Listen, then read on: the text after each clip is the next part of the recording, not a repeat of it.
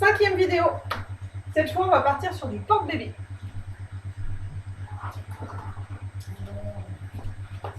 Porte-bébé, censé être utilisable dès la naissance. C'est un argument marketing. Ce n'est pas la réalité. Pour les porte-bébés, on va avoir des réglages à faire à chaque fois pour le bébé, en fonction du bébé qu'on porte, mais aussi pour le porteur. C'est pour ça que c'est beaucoup plus contraignant, parce qu'un mauvais réglage de porte-bébé va vous pourrir le dos. Donc soit vous êtes hyper experte, ce que je ne suis pas, et à chaque fois vous allez faire un super réglage, vous n'allez jamais avoir mal au dos, ça va être génial. Soit des fois vous allez tenir, vous allez dire ah mais là c'est bon, c'est bien installé, et puis au bout de 15-20 minutes, ah mince non en fait je suis pas hyper confortable, je sens que j'ai des tensions dans le dos. Donc c'est pas forcément ce que je recommande. Ce que je recommande, ça va être vraiment le Maïtaï, parce que c'est le plus facile pour faire les réglages, parce que c'est juste des choses à nouer et il n'y a pas de réglage à faire. Sur le porte-bébé, ça se présente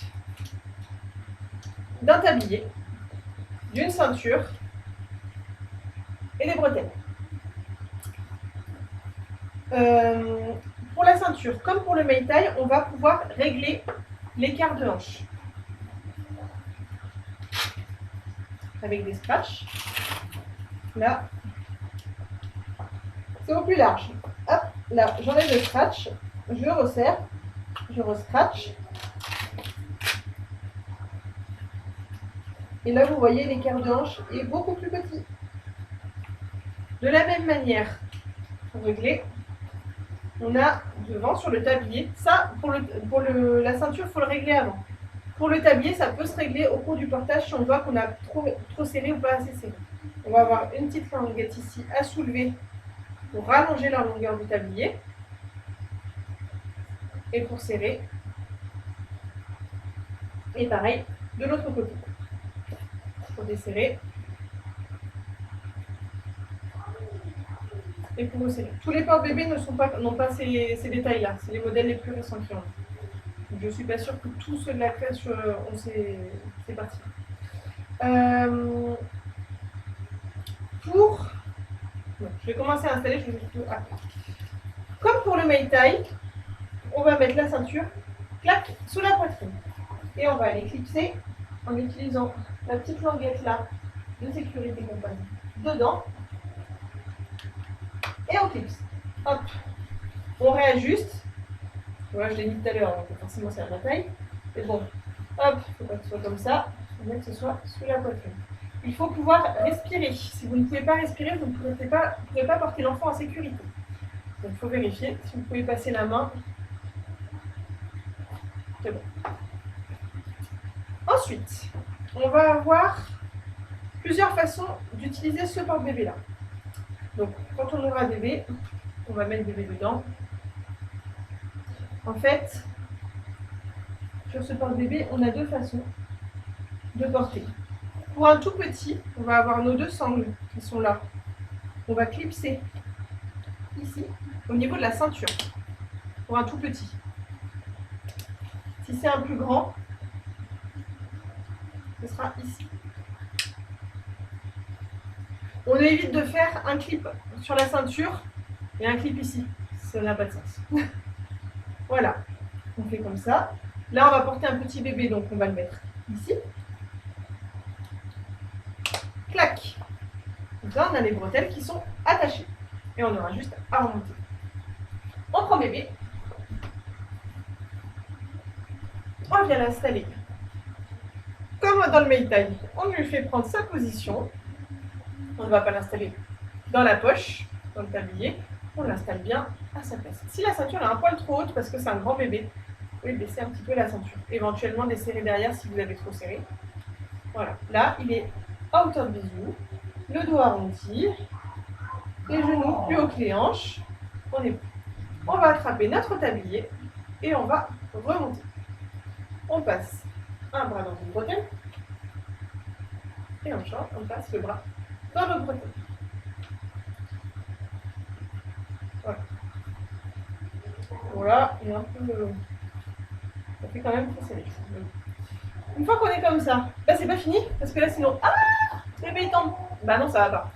Donc, comme nombre d'entre vous le savent, on va devoir clipser le petit truc qui est derrière.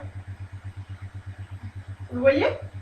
Mais moi, je peux pas. Alors, soit j'ai une super collègue qui va venir me clipser derrière, soit j'utilise une autre technique.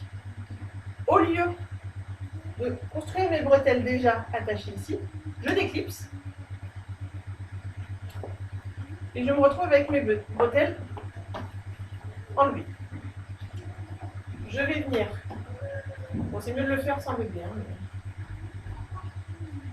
Les deux clips de mes bretelles là, que je devais mettre dans le dos, je les clipse à l'avance. Je remonte le tablier sur le dos de bébé. Et mes deux bretelles qui sont là, qui ne sont pas attachées au reste du porte-bébé, je les fais passer par-dessus ma tête. Comme ça, je peux en faire une installation toute seule. Ça, c'est quand vous voudrez frimer, vous dire « ouais, c'est bon, j'y arrive toute seule ». On a les deux pans derrière, qu'on ne va pas oublier de venir clipser.